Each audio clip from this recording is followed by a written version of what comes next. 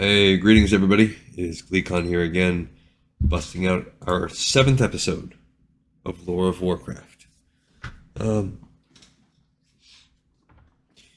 We had a battle on the last one. It went poorly. It spanned 2 chapters. Yeah, you knew it was going to go badly. So stay a while and listen to what happens next in chapter 7. Peratharn struggled wearily into his personal chamber, finally free to recuperate a little of the strength that his constant work on the portal had drained from him. Before leaving to take personal command of the demonic horde, Archimond had laid in place a concise plan by which the portal would gradually be adapted to withstand the entrance of the great Sargeras. Unlike Manaroth, who flung the highborn sorcerers into their work with no regard for their flagging power, Archimond recognized that the Night Elves would not survive long enough to fulfill their duty if they did not have a chance to sleep or eat.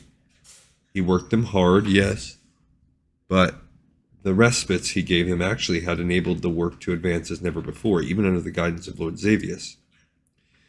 Thinking of his former master, Peratharn could not help but look over his shoulder. The room, a small chamber with but a wooden bed, a table, and a brass oil lamp, was filled with shadows, each of them reminding the sorcerer of the thing that had emerged after the glorious Archimond. That the beast who walked on 2 legs had once been Xavius unnerved most of the highborn.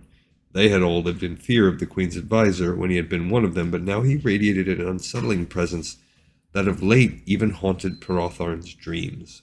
I wonder if this guy's going to become a satyr too. Trying to shake off such concerns, the Night Elf distastefully inspected the bed. He was as dedicated to the work as they all were, but as one of the highborn he was used to far better accommodations. He longed for his villa and his mate, neither of whom he had seen in days. Manaroth had permitted no one to leave the palace, and in that he and Archimond were in full agreement. Therefore the sorcerers had to sleep wherever they could, in this case chambers once used by the officers of the guard.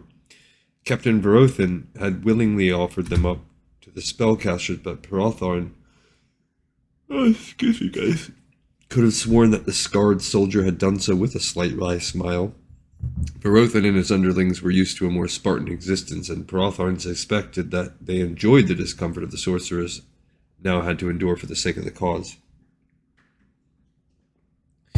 But all would be worth it when the Lord of the Legion made his entrance. The world would be expunged of the unclean, the undeserving. Only the highborn, the most perfect of Azshara's subjects, would survive. Peratharn and others like him would populate a fresh, remade land, creating a paradise as none had ever before dreamed. There would be much work after, of course. As had been explained to them by the Queen, the Burning Legion had to raise what already existed out of necessity. The world would have to begin from scratch. Much would be expected from the highborn, but boundless were the rewards their efforts would reap. With a martyr's sigh, Peratharn sat down on the hard bed. Once paradise was created, a softer, more lush place to sleep would be among his first requests. He had barely put his head to the gray lump that acted as his pillow when a voice whispered in his ear, "So much sacrifice, so much hardship, undeserved." Peratharn bolted to a sitting position. Again he peered around the chamber, but saw nothing save the horribly unadorned walls and meager, undecorated furniture. "Forced to take such squalor, you are to be admired, dear Peratharn." A sharp intake of breath was the highborn's only response as a piece of shadow detached itself from a corner. Onyx eyes with streaks of ruby coursing across them fixed upon the startled sorcerer. "Xavius." The satyr's hooves clattered ever so slightly as he moved closer to Peratharn. "I lived that name once," he murmured. "It doesn't mean as much to me as it did then. What are you doing here?"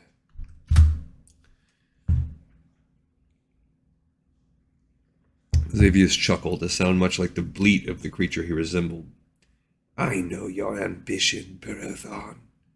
I know your dreams and how hard you've struggled for them." Despite his distrust of the horned figure, the Night Elf felt a sense of appreciation. No one else seemed to understand all that he contributed, not even the Queen or Archimond. "I pushed you hard, you know, because I expected much from you, my friend." Peratharn had not known and hearing it now from his former master made his chest swell with pride. Lord Xavius had been the bar by which the other highborn had measured their skills. He had been the unparalleled master of his craft. Who else would willingly forfeit their own eyes to better understand the powers that they wielded? There was no sacrifice asked of the others that the advisor himself had not first suffered. I am honored. Tilting his head, the horned satyr grinned. For some reason, Perothon did not find that grin as frightening as he had earlier. No, 'tis I who am honored, good Perothon, and I come now in the hope that I may be honored even more. I don't understand. A little wine. The hooved figure produced a flask from the air and offered it to the night elf. Perothon opened the flask and sniffed. The heady bouquet thrilled his senses. Surely this was rainbow flower wine, his personal favorite. Xavius leaned near. From her own cellar, he said, leering. But we can keep that secret between us, eh? The thought of so bold a transgression against Ajar initially stunned the sorcerer, but then thrilled him. Xavius had performed this act of betrayal against the queen just for Perothorn's sake. Ajar had executed loyal subjects for far less. Captain Verothin would be aghast, Perothorn suggested. He is not one of us, and therefore not a concern. True. To the rest of the highborn, the captain and his soldiers were a necessary evil. They were servants of the queen, to be certain, but they lacked the noble blood and flamboyant airs of the others. Most of the highborn considered them no better than those who had once lived beyond the walls of the palace. But never let such notions show in their expressions. Captain Verothin had ways of quietly dealing with those who showed him contempt. Drink, Xavius urged, pushing the flask up. With the mouth of the bottle already near his lips, Perothorn saw no reason to hesitate any more. He let the gentle liquid flow over his tongue and down his throat. His entire body tingled as he swallowed the rare vintage. A long overdue reward, Xavius said. One of many. Delicious. His hooved companion nodded. The more he sat with the satyr, the less Perothorn feared Xavius. The former advisor gave him the respect he so richly deserved. That was truly an honor for the night elf, for was not Xavius now a much-respected servant of the great Sargeras? Was he not now more to the Lord of the Legion than all the highborn combined? He watches you, too, the satyr commented quietly, as if passing a secret to a trusted comrade. You mean all are under his wise gaze, even from so far away? A tapering finger thrust at the sorcerer. But some are observed more than others, in the hopes that they may be groomed for further greatness. Perothorn was speechless. Sargeras had marked him so? He quickly downed another huge gulp of wine, his eyes wide and calculating. How the others would have envied him. To his enemies, Sargeras is death incarnate, but to those who serve him well, he is benevolence unbridled. Xavius guided the flask to Perothorn's lips again. He took me from beyond. He drew me back and granted me not only life again, but a special place at his side. Stretching to his full length, the satyr displayed his form for Perothorn, seeing it now as a precious gift of the great god. The night elf admired it. In truth, Xavius was now much more than he had been in his previous life. His features were broader, more imposing. Xavius looked stronger, more agile, despite the hooves. It was also evident that he had an even greater mastery of the arts. Perothorn could sense the power radiating from his former master and suddenly felt pangs of jealousy. This was a power such as he too deserved. Oh, guys, I'm sorry. There's so much background noise today. The dog, like I said in the last episode or two, we're housebreaking him and crate training him, and I'm not torturing him. He's only in there for like as long as it takes to make this episode. Yeah, my phone's going off. It's been a bad day for audio, and I appreciate you guys hanging with me. Perhaps the wine had made Perothorn not so cautious in guarding his emotions, for suddenly Xavius pulled away from him, as if struck. The satyr nearly melted back into the shadows. Perothorn clutched the flask tightly, fearing that he had offended one blessed by the god. But as quickly as he had retreated, Xavius returned to him. The satyr loomed over the seated night elf, staring deep into Perothorn's eyes. The sorcerer could not look away. No, whispered Xavius half to himself. It is too soon. Said that I must find those worthy. Perhaps I could, yes, but To take on such a mantle, one would need the strength and resolve. Dare I hope that you have such resolve, friend Brothon? Leaping from the bed, Prothorn gasped. I have whatever strength and resolve you need. I would do anything to be more worthy of my queen and Sargeras. Grant me the chance to be one of the worthy, I beg you. It is a fearsome path you would take, dear Prothon, but you would rise above the other highborn. You would be under my guidance. All who beheld you would know you for one blessed by the Lord of the Legion. Your power would grow tenfold and more. You would be the envy of all others, the first to join me. Yes, roared the Night Elf, I will do whatever I must, Lord Xavius. Do not forsake me. I am worthy, I swear. Grant me this gift. The horned figure grinned, a sight that now filled his companion not with anxiousness, but rather with hope. Yes, my dear Prothon, I believe you. I believe that you are indeed worthy to take on the aspect of one of his most trusted, just as I have. I am. Your world will never be the same. It will be far better. Prothorn set the flask on the bed, then went down on one knee. If I can be accepted here and now, I ask that it be so. Please say it is possible. The grin grew wider. Oh, it can be done now. Then I plead with you, Xavius, make me as you are. Give me the blessing of the gods that I may be a more perfect servant. I am worthy. As you wish. Taking a step back, Xavius seemed to grow. He filled Prothorn's view completely. The ruby streaks in the satyr's eyes flared wildly. It may cause you some pain at first, he murmured to his convert, but you will have no choice other than to endure it. Xavius raised his clawed hands high. But as the spell struck him, Prothorn shrieked. He felt as if his body were being stripped to the bone bit by bit. The agony was like none he could have ever imagined. Tears filled his eyes, and unable to articulate words, he pleaded by moans for the pain to end. This was not what he wanted. No, responded the satyr, ignoring his pleas. We must finish now. And the screams rose to new horrific levels. That which had once been Prothorn would hardly have been recognizable to his fellow highborn. His body constantly mutated, pushed slowly and deliberately by Xavius's power to what he desired. The screams became sobs, but even they did not disturb the satyr's dark work, no matter how loud they too eventually became. Yes, Xavius said with a gleam in his unholy orbs. Unleash the pain. Unleash the fury. No one beyond this chamber will hear. You may scream as much as you like, just as I did. His grin grew savage, animalistic. It is little enough to suffer for the glory of Sargeras.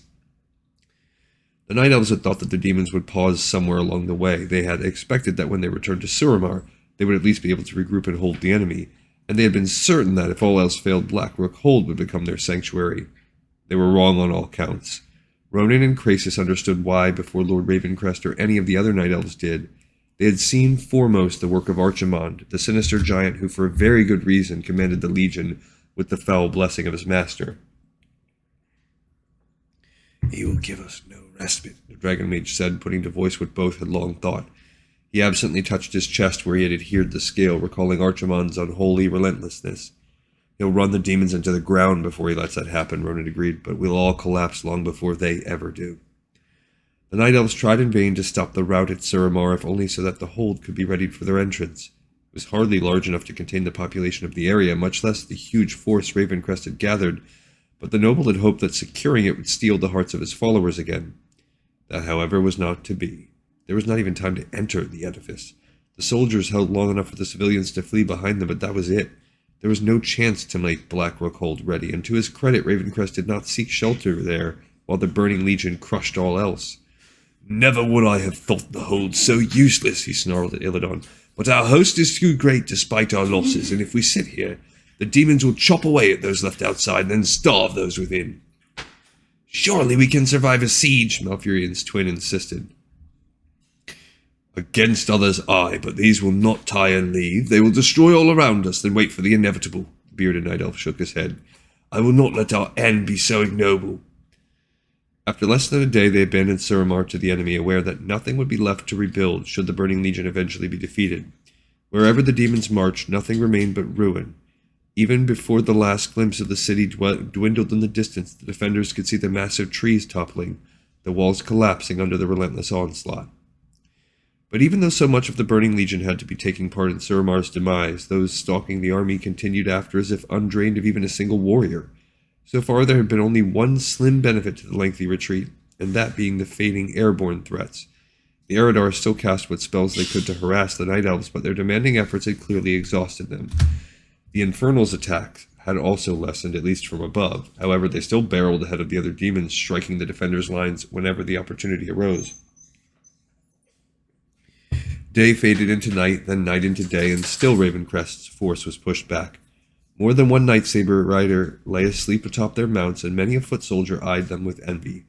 Those who were stronger aided the ones beginning to falter. Worse, the population of refugees ahead of the soldiers grew with each hour, and they lacked the coordination and stamina of the fighters. Generations of peace had left them unprepared for such a catastrophe, and soon the army found itself merging unwillingly with the weary civilians.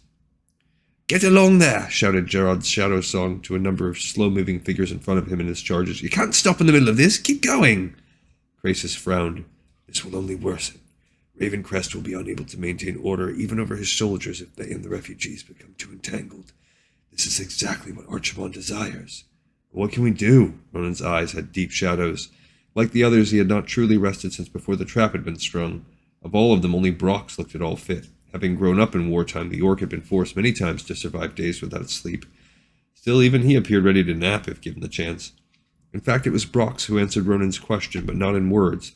With their own party becoming as trapped by the flow of refugees as the rest of the armed force, the orc began taking action. Pushing ahead of Jared and the bodyguard, Brox roared at the nearest of the mob and swung his axe around his head. He was such a sight to behold that the Night Elves fearfully started to open the way for him. "No," he rumbled. "Ahead! No going that way! Ahead only! Help others!" And as his companions watched, the grotesque figure began herding the refugees as if he had been doing the same with cattle or sheep all his life. None of the Night Elves sought his fury, and they obeyed his commands to the letter. Jared quickly took up his example, spreading the guard unit wide and using them to sweep forward the civilians before his party. Order was soon re-established there, and as more officers became aware of what was happening, a true line started to form. With careful deliberation, the armed host herded their charges on. The Night Elves' pace as a whole picked up, yet still the Burning Legion drove them on.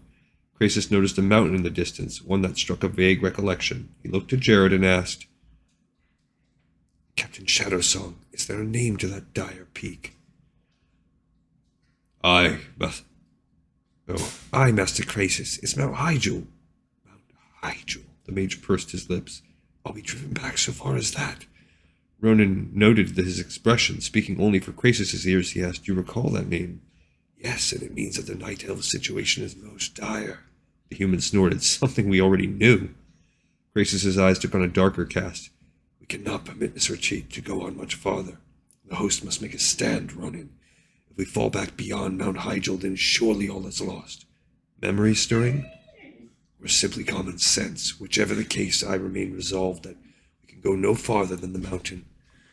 Despite what history says, I cannot see the Night Elves triumphing if we fail to make a halt. But Lord Ravencrest is already doing all he can, and we've worn ourselves out just buying time. Then we must do more." The dragon mage raised himself up as much as riding a lightsaber would permit. "Would that I could find Malfurion. His skill would be one needed now. I last saw him with the priestess Tyrande. He looked as pale as one of his kind could get. He battled something out there that nearly destroyed him. Yes, I think it was Archimond. Then Malfurion would be dead." Krasis shook his head. "No, and that is why I wish he were here. Nonetheless, with or without him, we must begin our assault anew." "Begin what anew?" Ronan's former mentor turned back toward the direction of the demons. "Yes, we must take the offensive again."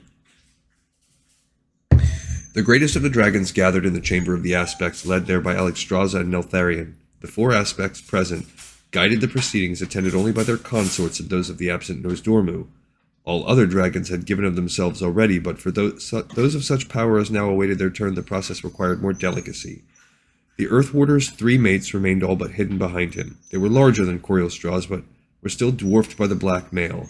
As he studied them, Alexstrasza's youngest consort noted that they seemed but shadows of the Earth Warder, their every movement based upon what Neltharion did or said. The Red Dragon found this disturbing, but no one else seemed to notice.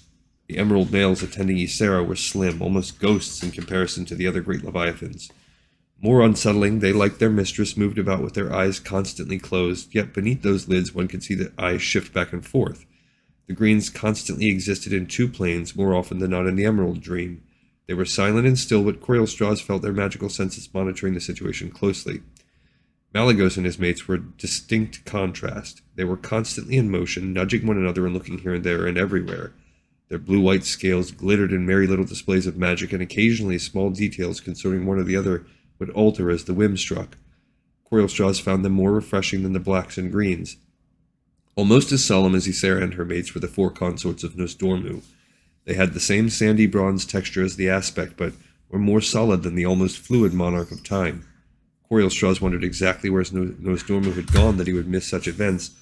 From what little he had gleaned from his queen, it seemed that even the aspect's mates did not know with certainty what had happened. Yet the Timeless One was still here in essence, and that was a vital point. In the paws of the eldest of the females stood an hourglass made of what appeared to be pure golden sunlight. Within it, glittering bronze sands flowed not down, but up. When the top filled, they then descended only to begin their upward march once more. The sands were a part of Nosdormu, set separate by him for urgent need by his flight. All the aspects supposedly had some part of their essence put aside, for they were more than huge reptilian beasts. They represented the most powerful forces of the world, the very fabric of its being, created by those who had molded the world itself. True, they were bound by its earthly laws, but they were as much above the other dragons as dragons were the younger races. I think me looking at him even gets him more whiny. The various flights had alternated their offerings one at a time. Now only two remained, the last ironically being Coilstraws. For some reason he did not feel very much honored. But before Coilstraws presented himself, the essence of the Timeless One had to be brought forth. Sarah Dormy, the aspect's prime mate, carried the hourglass gently in her left forepaw as she stepped up to the dragon soul. Neltharian's creation floated in the very midst of the chamber, its simplistic form radiating a fearsome yet majestic glow. All were bathed in a rainbow of colors that not coincidentally matched the shadings of the dragons. I come bearing representation of he who is without end, he who sees past, present, and future, Sarah Dormy intoned. She raised the glittering timepiece above the shimmering disk. In his name I add his strength, his power, his self to this weapon that we will use against the fiends attacking our realm. With a single squeeze of her powerful paw, the gargantuan dragon broke the hourglass. The sand that was the essence of Nosdormu did not fall in a heap as Coilstraws had expected. Instead, it swirled out as if itself a live, sentient thing, and began to spin above the dragon soul. As it spun, a light sprinkle of bronze rains down upon the disk. Each particle struck with a brilliant flash, then vanished within. A bright radiance filled the chamber as the last grain sank inside, a luminous sunburst that momentarily blinded Coilstraws. He turned his eyes away and did not look again until the light had faded. The red leviathans saw that the rest, even the greens, had been forced to shield their view. Only Neltharion appeared to have watched it all, his wide, avid gaze drinking in everything. "My love," came Alexstrasza's whisper. Still ill at ease for reasons he could not explain, Coilstraws strode forward. By himself he would have chosen to deny the dragon soul his essence, but his queen had asked this boon of him as she had all the others. How could he be the only one to say no? Nevertheless, he stared at the talisman as if seeing not the salvation of the world, but something that tainted it. That was foolish, though, he thought. For what reason would the Earth Warder do such a heinous thing? Then the dragon soul loomed before him. So close, Coilstraws found nothing insignificant about it.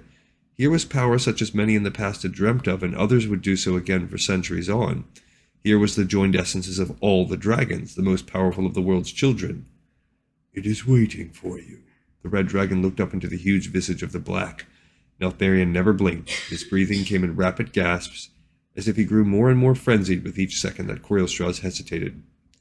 There is something not right in this, Alexstrasza's mate thought, but then he recalled how willingly she, Malagos, and Ysera had given of themselves.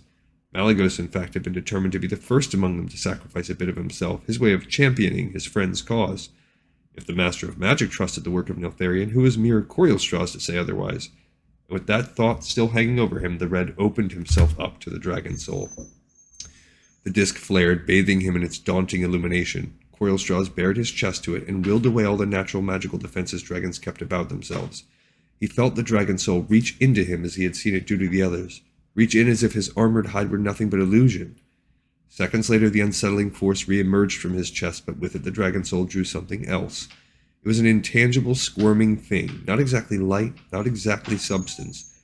A faint crimson aura surrounded it, and as the last bit separated from Corielstrasz, he felt a loss that saddened him.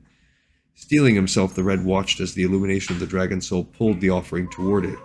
Slowly, the light sank back into the disk. As that which the dragon soul had taken from him followed suit, Corielstrasz gasped. He wanted to reach out and take back what was his, but to do so would destroy the effort and worse, shame him before his beloved Alexstrasza. And so Corielstrasz watched helplessly as the dragon soul absorbed his essence, added it to the others. He watched helplessly as Neltharion snatched the disc almost covetously and held it before the other Leviathans. "It is done," the Earth Warder declared. "All have given that which must be given. I now seal the dragon soul forever so that what has been attained will never be lost." Neltharion shut his eyes. His body took on a black, ominous aura, one that flowed from him to the tiny but mighty talisman in his forepaw. The other great dragon started. For a moment, a very brief but telling moment, the dragon soul burned as black as its creator. "Should that be?" asked Ysera quietly. "For it to be as it must, yes," Neltharion replied almost defiantly. "It is a weapon like no other. It must be like no other," added the knowledgeable Malygos. The Earth Warder nodded his appreciation for the Blue Dragon's words. Neltharion gazed around the chamber, seeing if anyone had further questions. A few came to Corielstrasz's mind, but he felt unworthy to ask them in the face of his queen's satisfaction with events. "The final casting will take time," the Black Leviathan informed the others. "It has to be taken from here. It has to be taken from here to a place of silence and privacy, where the most delicate castings will be made." "How long?" asked Alexstrasza. "If it must not be too late. It will be ready when it needs to be ready." And with that, Neltharion spread his wings and rose into the air. His mates followed suit almost perfectly, like puppets whose strings were attached to the Earth Warder. The other dragons watched as he vanished through what seemed the solid wall of the chamber, then also began taking off. Alexstrasza remained where she was, and so did Corielstrasz did likewise. But as his gaze followed the departing behemoths, his thoughts continued to reflect upon what they had wrought this day. He could never deny the incredible power of the tiny golden disc. Truly, Neltharion had crafted a weapon the likes of which even the endless hordes of the demons could not stand against. Nor, for that matter, he realized belatedly, even dragons. Woo! Thank you guys for bearing with me. Let me go attend to this dog. Hopefully, this is day one of this boot camp. Hopefully it wasn't as annoying for you guys as it was for me. But we got another episode in the pipes 5x5. I appreciate you guys as always. Stay tuned for the next episode of Lore of Warcraft.